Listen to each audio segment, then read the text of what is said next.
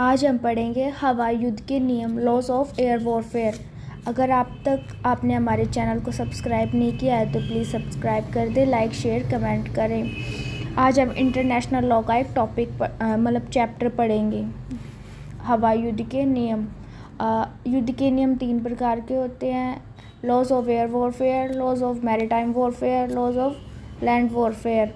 आज हम पढ़ेंगे हवाई युद्ध के नियम। जो नियम या कानून हवाई युद्ध से संबंधित होते हैं उसे हवाई युद्ध के नियम कहते हैं। जब हवाई शक्ति का विकास हुआ था तो विमानों का प्रयोग गश्त लगाने और जासूसी करने के लिए किया गया था, लेकिन जब इसकी गतिशीलता को देखा गया तो इसे युद्धरत विमानों में परिवर्तित कर दिया।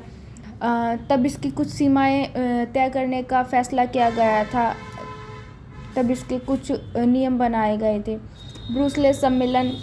हम इसमें यह था कि हम किसी भी आरक्षित शहर, नगर या गांव पर बमबारी नहीं कर सकते। किसी भी धार्मिक संस्था उन पर भी हम बमबारी नहीं कर सकते। किसी भी अस्पताल पर या फिर सार्वजनिक उद्योगों को हम नष्ट नहीं कर सकते।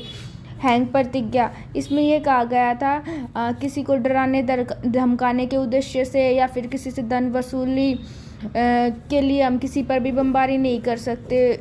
मतलब जो हवाई युद्ध से हानि होगी ना, वो समुद्री युद्ध से होने वाली हानियों से ज़्यादा नहीं होनी चाहिए, ठीक है। और प्रथम विश्व युद्ध, यह एक ऐसा युद्ध था जब यह माना गया कि भविष्य में ऐसा फिर कभी नहीं होगा। इसका नाम विश्व युद्ध इसलिए रखा गया क्योंकि इसमें कई देशों ने भाग लिया था। इसमें 2 गुट बने थे, एक दूरी राष्ट्र, एक मित्र राष्ट्र। प्रथम विश्व युद्ध में हवाई युद्ध के नियमों का काफ़ी अवहेलना हुई थी। मतलब उन नियमों को अच्छे ढंग से माना नहीं गया, क्योंकि नियम तो बनाए गए थे लेकिन उनका पालन नहीं हुआ था।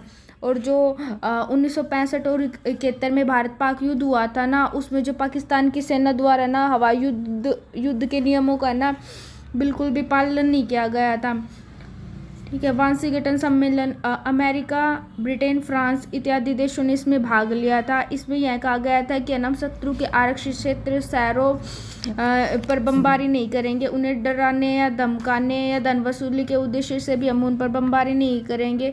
कॉमर्शियल एयरक्राफ्ट हैं, उनको युद्धर एयरक्राफ्टों में हम नहीं बदलेंगे। और लास्ट में ये कहा गया था कि अगर कोई भी राष्ट्र यह नहीं मानता है तो वो खुद के क्षतिपूर्ति का उत्तरदायित्व खुद ही होगा, लेकिन हम शत्रु के सैनिक मतलब जो शत्रु है उसके सैनिक कारखानों को हम नष्ट कर सकते, इसमें ये कहा गया था। तो हवाई युद्ध के नियम है उसमें अनुच्छेद है जो 18, उसमें कहा गया था कि हम कभी भी नुकीले हथियारों का प्रयोग नहीं करेंगे। अनुच्छेद 22 में कहा गया था कि हम किसी को डराने या धमकाने के उद्देश्य से बमबारी नहीं करेंगे। और अनुच्छेद 23 में कहा गया था कि आरक्षित शहरों पर हम बमबारी नहीं करेंगे। और अनुच्छेद 24 में कहा गया था जो सैनिकों के ठिकाने होते हैं उन पर हम बमबारी कर सकते हैं, ठीक है। और आगे है जेनेवा प्रोटोकॉल।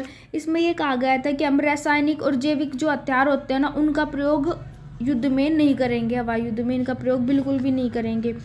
नाभिक के परीक्षण कार्यक्रम।